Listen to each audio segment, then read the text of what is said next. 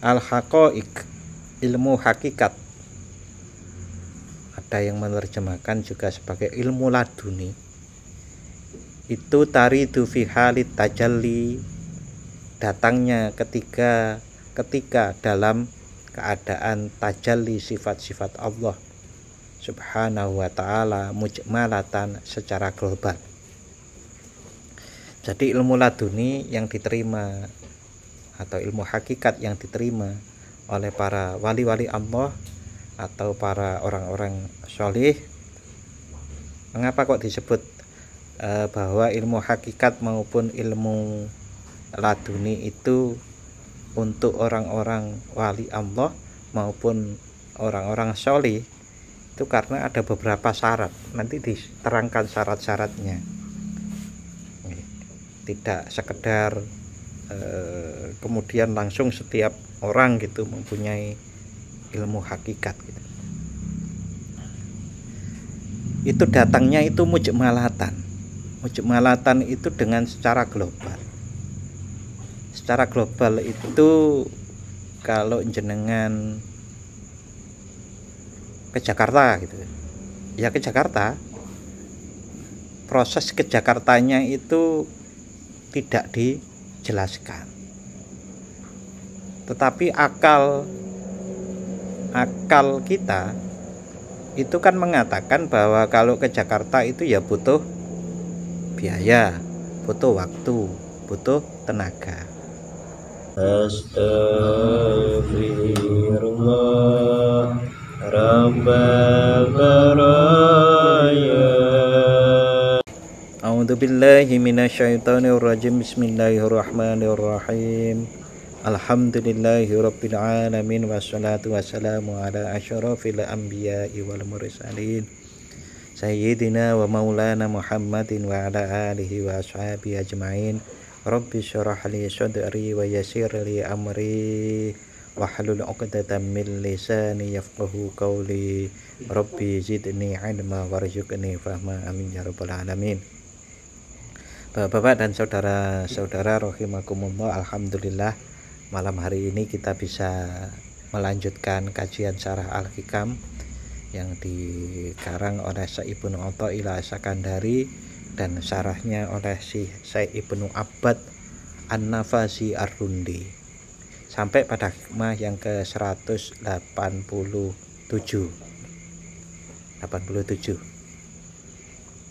Qala Asy-Syaikh Ibnu Athaillah radhiyallahu an, al-haqaiqu taridu fi halit tajalli mujmalatan wa ba'dal wa'yi yakunul bayan fa idza qara'nahu fattabi' qur'anah summa inna 'alaina bayanah.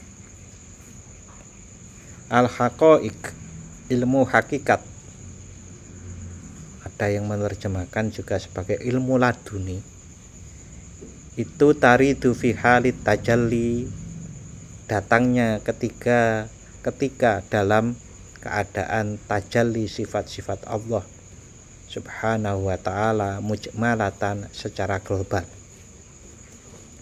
Jadi ilmu laduni yang diterima atau ilmu hakikat yang diterima oleh para wali-wali Allah atau para orang-orang sholih. Mengapa kok disebut bahwa ilmu hakikat maupun ilmu laduni itu untuk orang-orang wali Allah maupun orang-orang sholih? Itu karena ada beberapa syarat, nanti diterangkan syarat-syaratnya. Tidak sekedar kemudian langsung setiap orang gitu mempunyai ilmu hakikat gitu. Itu datangnya itu mujmalatan. Mujmalatan itu dengan secara global. Secara global itu kalau jenengan ke Jakarta gitu ya, ke Jakarta, proses ke Jakartanya itu tidak dijelaskan, tetapi akal kita itu kan mengatakan bahwa kalau ke Jakarta itu ya butuh biaya, butuh waktu, butuh tenaga. Kok contohnya ke Jakarta, Pak? Contoh begini. Ada orang datang, Pak, saya itu sudah lulus kuliah. Kemudian saya itu harus bekerja apa ya? Tetap di Jogja atau saya pulang kampung di Mojokerto, maunya begitu. Nah, orang-orang yang mempunyai ilmu hakikat dianugerahi ilmu hakikat gitu ya, yang pas begitu. Ilmu laduni itu jawabannya itu tek gitu. Tek itu mujuk malatan secara global. Oh, nang Jakarta, merantau nang Jakarta. Jadi wis merantau nang Jogja, kon merantau nang Jogja lagi. Ora sida bali nang Mojokerto semuanya ke kampung. Nah, yang diberitakan ilmu hakikat itu seperti itu. Prosesnya itu mulai dari bisa jadi kapannya, prosesnya, biayanya berapa, itu tidak masuk dalam pembahasan. Itu sudah penjelasannya ilmu ilmiahnya, akal logikanya. Paham nggih? Apa nih? Iki kula mboten kampanye lho nggih. Wah, ini ya berarti nggak usah contoh iku. Repot nggak usah. Gini, dulu itu begini. Wes menang Jokowi, ini dulu loh. Nah, itu tidak bisa dijelaskan perinciannya. Jokowi sapa sing bukan yang menang Jokowi, presiden berikutnya Jokowi. Siapa yang harus ngajukan Jokowi? Siapa yang harus kampanyenya seperti apa, enggak dijelaskan. Hakikat seperti itu. Nah, hakikat, ilmu hakikat atau ilmu laduni itu bisa berupa informasi rahasia-rahasia atau tanda-tanda rahasia-rahasia Allah Subhanahu wa ta'ala. Sebagaimana tanda, saya sering kisahkan tanda datangnya hujan gitu. Tanda-tanda ilmu hakikat gitu. Ya kayak seperti itu.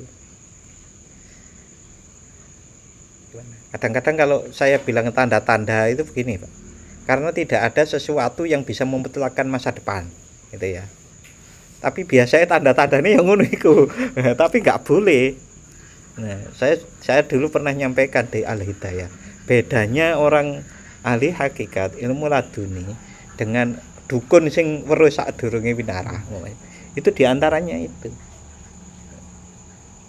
Walaupun tanda-tandanya itu ya katakanlah 95% gitu, tapi kan tetap ada variabel penentu yang mau tidak mau kita harus bilangnya seperti itu, dan memang seperti itu penentunya Allah. Sehingga insya Allah yang menang Jokowi pada waktu itu kan begitu. Nah, engko nek saiki engko kampanye gak oleh gitu.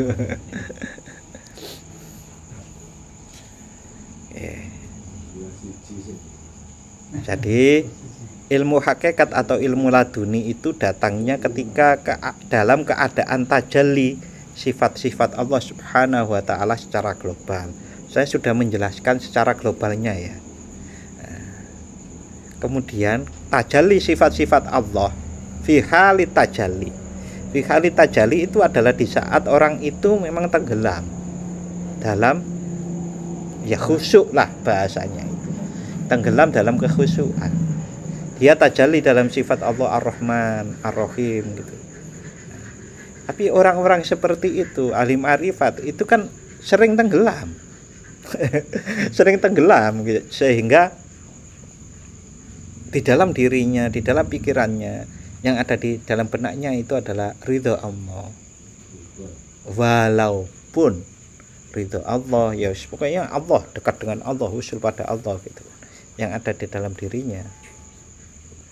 Sehingga saat dia melakukan apapun itu pun karena dia menggunakan diantaranya adalah logika-logika yang diperintahkan oleh Allah. Contoh, saya harus jalan ke sana, ya jalan ya kayak wong biasa. Tapi yang berbeda adalah dia dengan kesadaran penuh ini adalah perintah Allah. Nah, sementara orang lain bisa jadi digerakkan oleh kebiasaan, bisa jadi digerakkan oleh kepentingan duniawi, bisa jadi digerakkan oleh kepentingan-kepentingan yang banyak itu. Kepentingan kan akeh Pak. Walaupun bisa diringkas harta tahta wanita. Wanitanya adalah garis miring pria gitu. Ngesake kok sing nek ngerokokke sing ibu-ibu apa putri.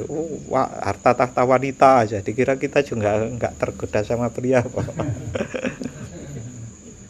Enggak Pak, enggak tergoda sama prianya, tergoda sama uangnya pria. Ya Bu maneh.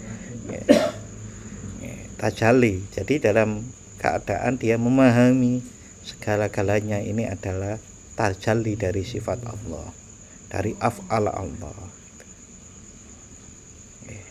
Wa ba'dal wa'i, dan setelah mapan atau menempel sudah tek, oh iya begini gitu ya.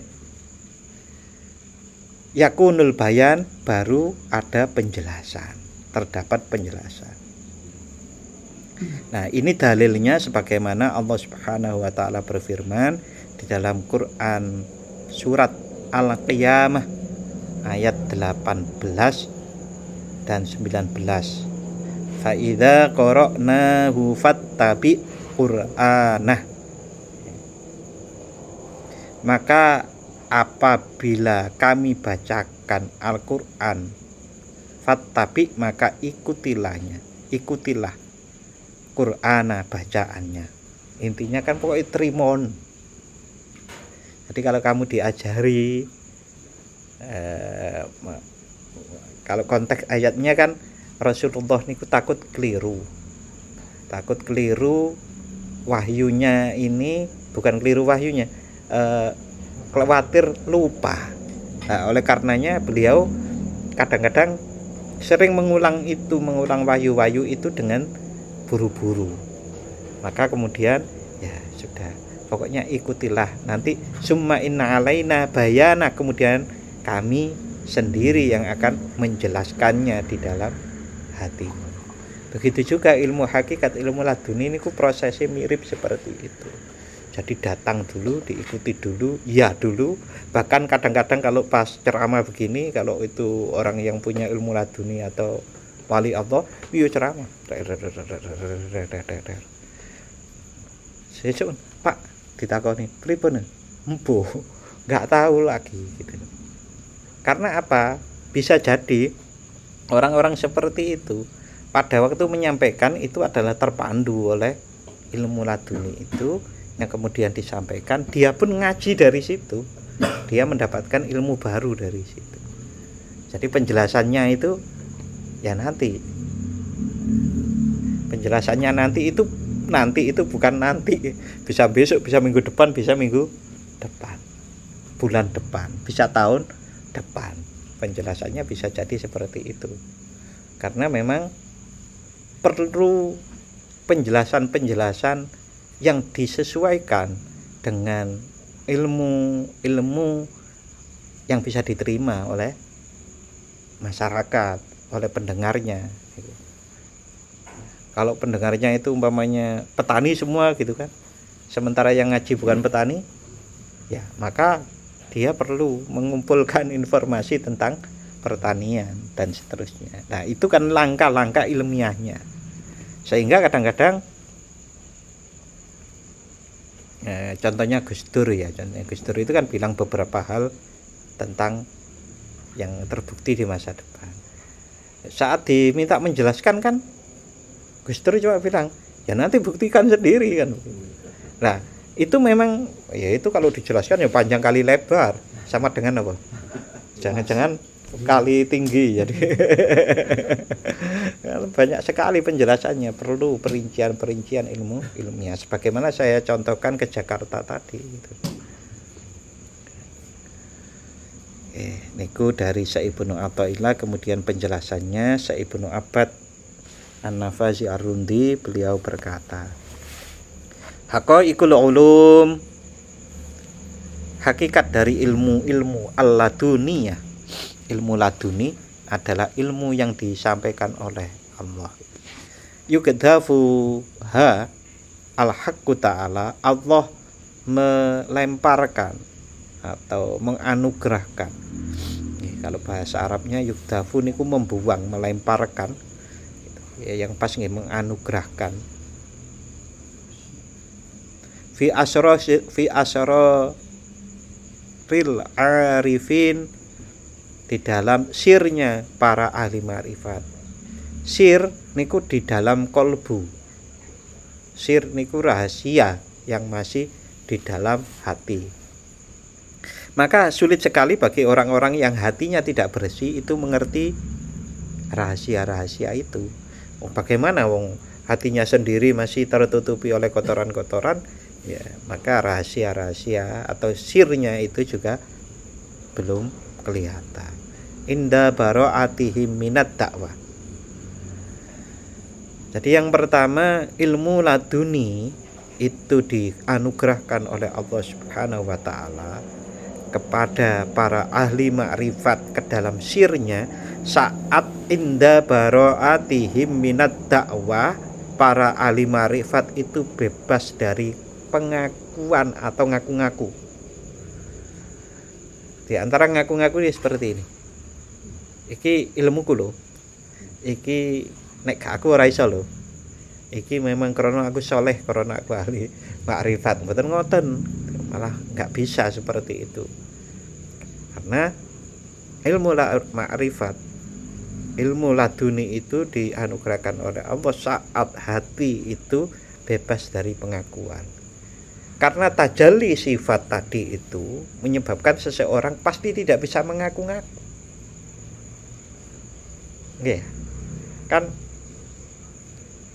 Allah berfirman, aku yang menciptakan kalian dan apa yang kalian dan perbuatan kalian, apa yang kalian perbuat. Nah, Allah loh yang menciptakan gitu. Nah, maka gak ada ngaku-ngaku lagi gitu loh. Tajalli pada af'al Allah seperti itu ya. Di bacaan pada waktu kita iktidal. Sami Allahu liman hamidah. Rabbana walakal hamdu mil'us samawati wa mil'ul ard wa mil'u ma syi'ta min syai'in ba'du. Niku artinya kan begini. Sami Allahu liman hamidah. Allah mendengarkan pujian untuknya. Pujian yang memenuhi mil'us samawati wa mil'ul ard, yang memenuhi langit, yang memenuhi bumi, dan yang memenuhi ruang di antara langit dan bumi. Berarti kan pujian itu yang ada di seluruh ini, kalau ada pujian kan miliknya Allah. Niku kan menunjukkan kita diajari oleh bacaan itu. Dengan bacaan itu kita diajari dengan bacaan itu agar kita itu tidak pernah mengaku sepantas untuk dipuji. Nah, niku diantaranya bagaimana tajalli sifat niku. Sebetulnya di Al-Quran itu banyak sekali contoh-contoh seperti itu, Pak. Lah, doa yang lain yang seperti doa yang ringan sekali. Alhamdulillahilladzi at'amana wa saqana wa ja'alana minal muslimin. Doa habis makan. Itu aja alhamdulillah segala puji bagimu ya Allah. Alladzi at'amana, yang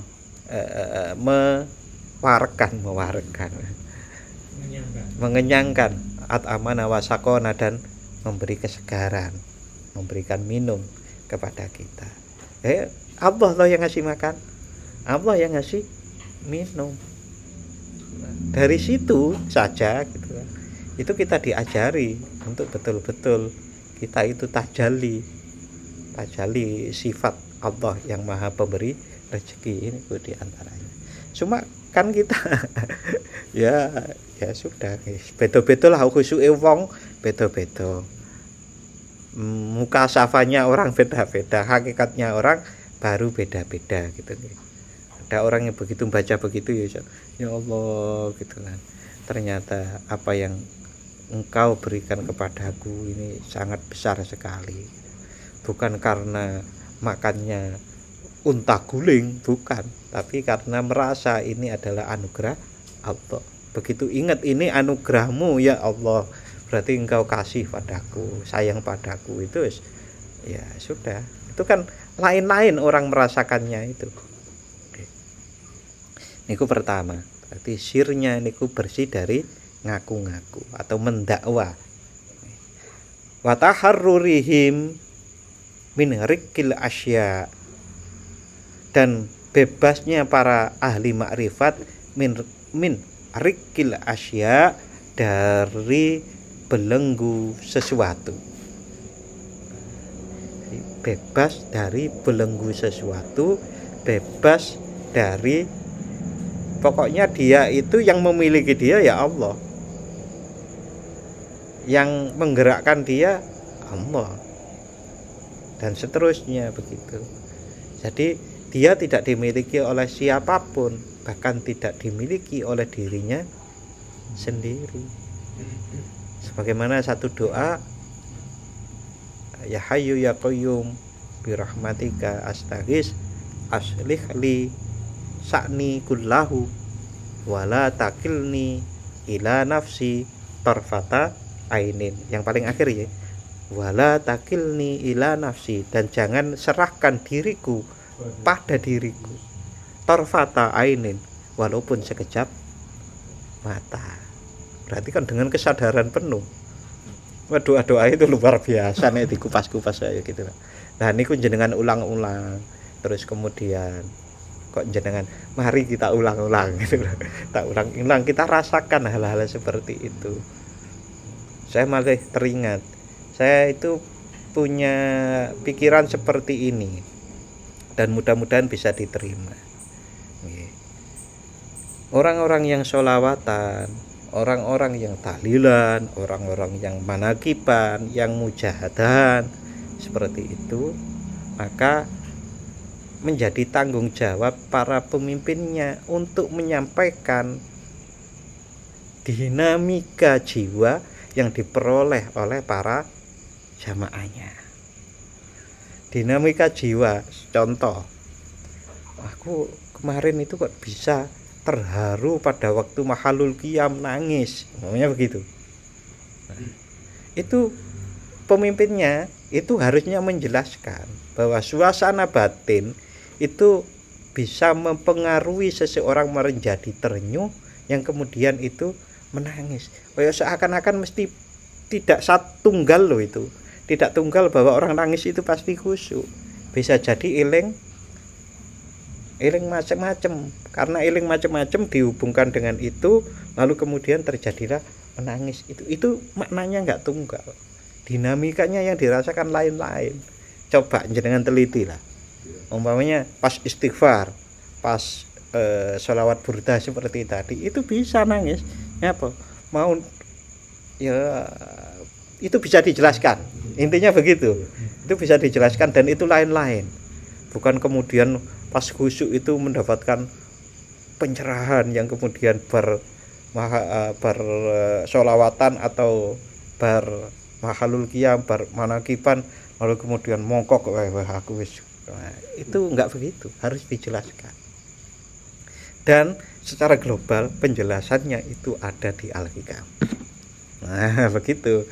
Jadi sing sholawatan, manakiban, tahlilan, serakib wiritan, itu sinau Al-Hikam. Itu yang saya tahu. Mungkin banyak tempat lain, di kitab lain, Sirul Asror maupun Tanwirul Qulub dan yang lain-lain ya. Tapi yang saya tahu, belajarlah Al-Hikam. Nah, artinya apa? Nek bar sholawatan kae, nek bar manakiban kae, bar mahalul qiyam, ngaji Al-Hikam. Nah, salah satunya. Ya, monggo, tapi orang beda-beda. Ya, saya hanya menyampaikan apa yang saya rasakan, apa yang saya tahu seperti itu. Ya, itu yang kedua. Yang pertama, asrarul arifin itu harus bebas dari pengakuan dan bebas dari belenggu, dari ikatan-ikatan selain Allah. Wa ta'arrudihim bil lajai, wa ta'arrudihim bil lajai, dan nyata atau nyatanya, tampak nyatanya mereka dengan mengungsi. Jenengan ngertos mengungsi loh. Nek wong kena musibah niku ngungsi niku pripun? Beda dengan wong lunga. Ngungsi itu bisa jadi tidak punya harapan untuk bisa kembali. Ngungsi ini pun entek-entekan ponan. Wong ngungsi itu terpaksa banget. Terus kabeh lah. Kabeh itu ngungsi itu ya ibaratnya wis kabeh dirinya dengan segala yang ini itu ngungsi di kepada Allah. Tidak ngungsi pada Pak Hansip, Pak tentara. Itu adalah alat-alat logika gitu, untuk mencapai pengungsian kepada Allah. Contoh, ada huru-hara, naudzubillah min dzalik ya umpamanya, atau terjadi erupsi Merapi gitu kan. Kita ditolong oleh SAR.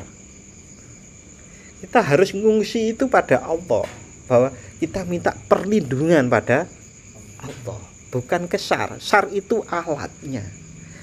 Seperti saat kita, ya Allah berilah kami kesembuhan dari sakit saya.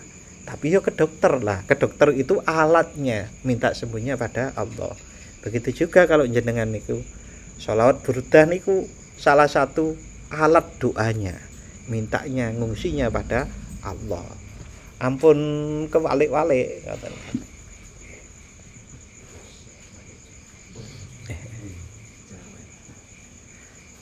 Wal iftikori dan butuh. Jadi mengungsi secara total itu adalah mengungsi dan merasa butuh hanya kepada Allah.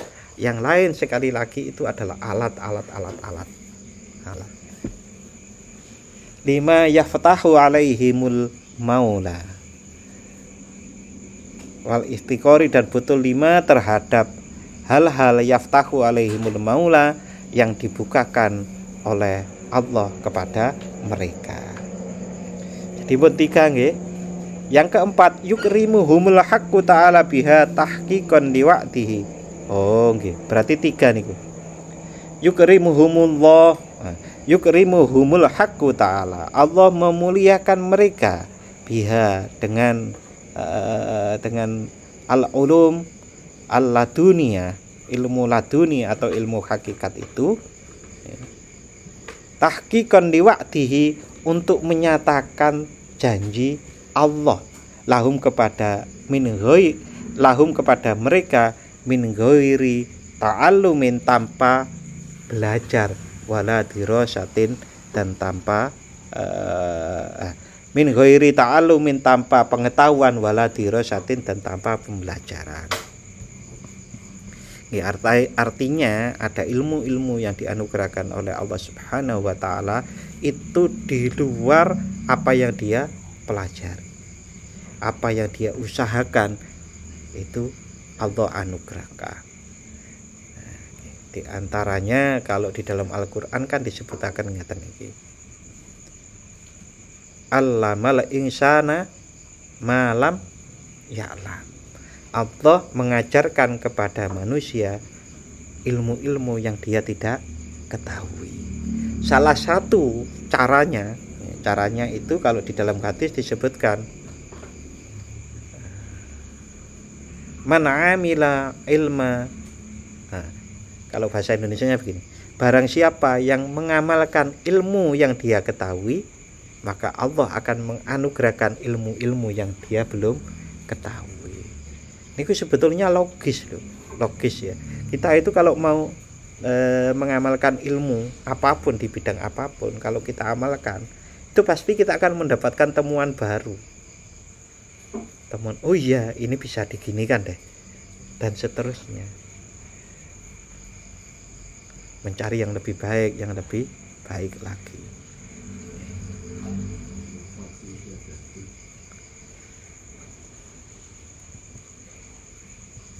Wa inda wurudiha alaihim, dan tatkala ilmu laduni atau ilmu hakikat itu turun kepada mereka, wa tajalliha lahum, dan tajalli kepada mereka, ilmu hakikat itu ditampakkan pada mereka, takunu mujmalatan, hal itu terjadi mujmalatan secara global tadi, Jakarta, prosesnya nanti ada penjelasannya.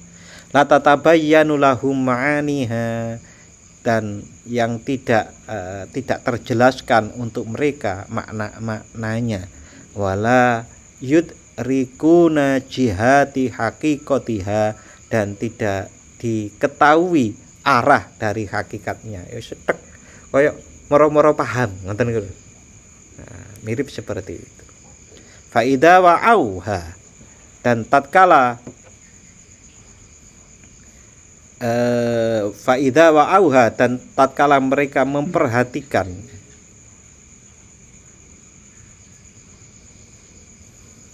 wa tasarrafat fiha adhanuhum, dan menjalankan ilmu-ilmu itu dengan pikiran mereka, bil iktibari, dengan pelajaran-pelajaran, wa ta'ammuli, dan angen-angen, diangen-angen gitu, kok tadi itu begini ya, kok ke Jakarta ya. Nah, itu awalnya ya ke Jakarta gitu saja, tapi berikutnya setelah diangen-angen, diambil pelajarannya, tabayyana lahum maknaha, maka menjadi jelaslah untuk mereka makna-makna dari ilmu hakikat atau ilmu laduni itu. Wa dhahara lahum muwafiquha, wa dhahara lahum muwafiqatuha, dan menjadi jelas bagi mereka kecocokannya ilmu-ilmu hakikat maupun ilmu laduni itu, lima, dengan hal-hal biaidihim, yang ada di diri mereka, minal ulum, baik itu berupa ilmu-ilmu al-aqliyati, yang akliyah, wan nakliyati, maupun ilmu yang nakliyah atau dalil-dalil, min ghairi mukhalafatin, dengan tanpa ada pertentangan. Hatta anna ba'dahum, sehingga pada satu waktu sesungguhnya mereka itu, hatta anna ba'dahum, sehingga sesungguhnya sebagian dari para ahli ma'rifat itu, rubbama yajri, terkadang mereka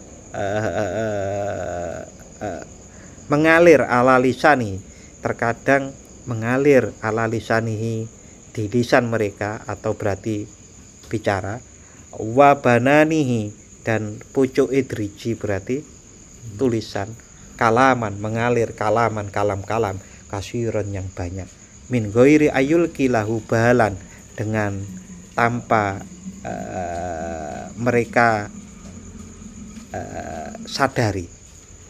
Min ghairi ayulki itu adalah dengan tanpa adanya sesuatu yang jatuh, yang turun, lahu kepada dia, kepada sebagian ahli ma'rifat tadi, balan, menggambarkannya, atau yaitu tadi dengan tanpa sadar.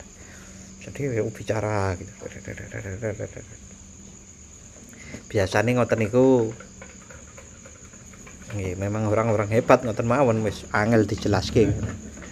Fa idza faragha min dzikrihi, dan tatkala mereka selesai dari menuturkan ilmu-ilmu itu tadi, au rasmihi, maupun nulisnya, yatasaffahu, mereka akan melampirkannya, wa yata'ammuluhu, dan mereka memikirkan, mengangen-angennya, fayajidu sahihan mustaqiman, mereka akan mendapatkan apa yang disampaikan tadi, apa yang ditulis itu sahih, benar, mustaqiman, dan lurus. Nah, jadi disampaikan gitu. Ya, maka kadang-kadang kalau ditanya niku kan terus, yang jenengan sampaikan dulu, ya wis lali, lupa, mereka itu lupa. Tapi kalau diingatkan gitu ya bisa jadi ada penjelasannya, bisa jadi diingatkan, berarti ada ilham baru, ada ilmu baru yang turun. Oh gini,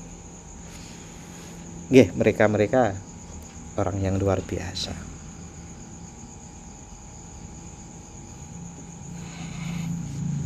Waqad akhbarani binahwi dzalika, dan sungguh telah sampai kepadaku, berarti sampai kepada Syekh Ibnu Abbad An-Nafasi Ar-Rundi, dzalika, sesuatu hal yang seperti itu tadi.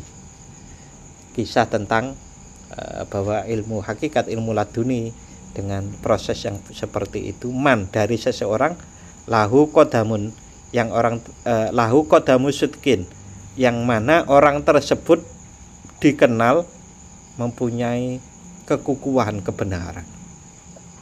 Fihadat toriki, di jalan ilmu ini, ilmu tasawuf ini.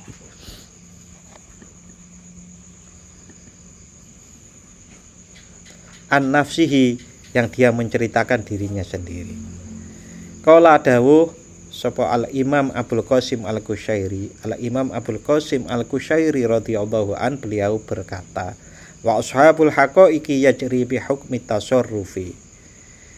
Para ahli hakikat, para orang-orang yang memiliki ilmu laduni itu yajri bi hukmi tasarrufi, berjalan atau beramal bi hukmi tasarrufi, sebagaimana hukum-hukum yang berlaku alaihim kepada mereka.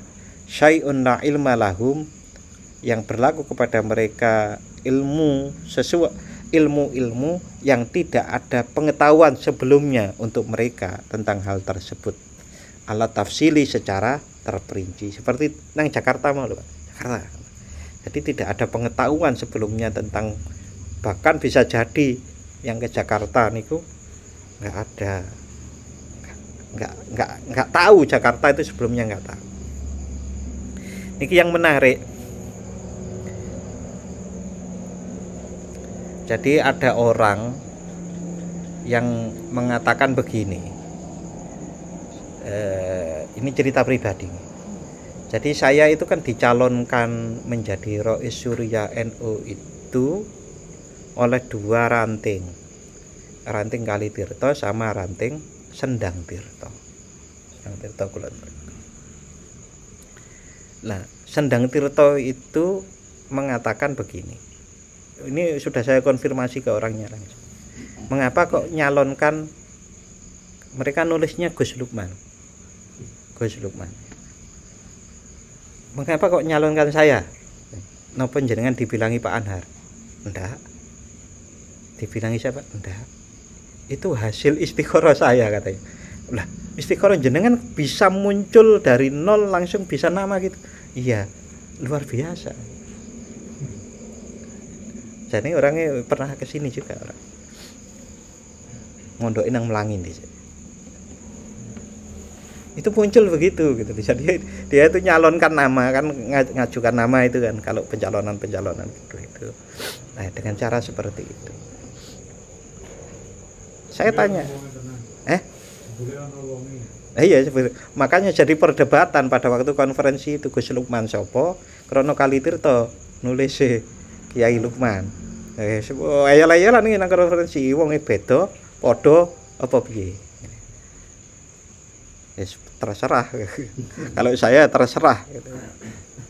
Terserah itu maksudnya ya akhirnya terjadi seperti itu dan seperti ini, walaupun ya wis ngene iki kan.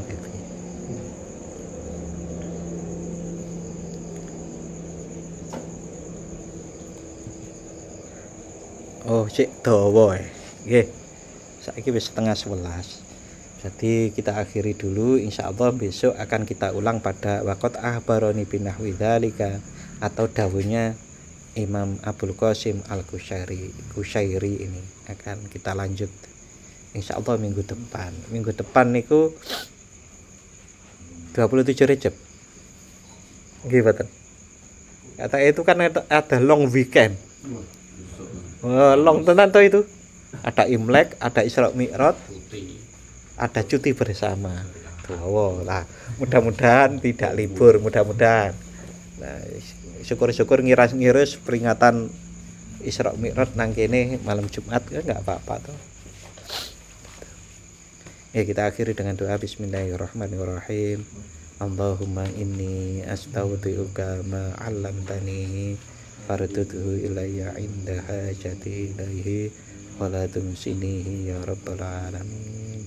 Wassalamualaikum warahmatullahi wabarakatuh.